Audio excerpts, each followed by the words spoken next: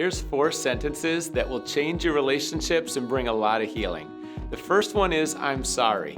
And there's 2 ways this can play out. First of all, if you've done something destructive, if you've hurt someone, just own it, apologize, initiate by saying, I'm sorry. Say it sincerely.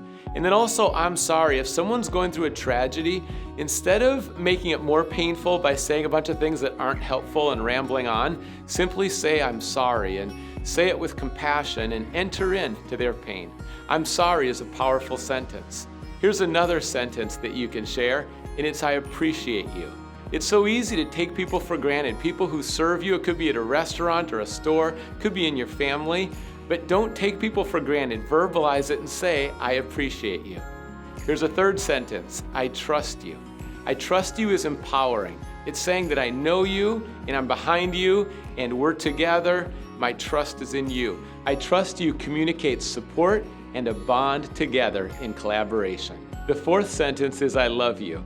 And love is communicated through words and action. There needs to be a consistency with both. Sometimes we feel like we love people, but we never say it. There's a lot of kids that long to hear it from parents. It's so powerful when you say, I love you. And again, it's authentic.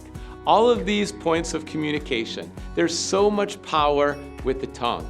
We need to tame our tongue because we can say the worst things, gossip, slander, mean stuff that's destructive. But there's also the power of life in our tongue. Your tongue can be an instrument of healing. Now, it's also an area where we're going to need to rely on God, and let's ask God to help us with our communication.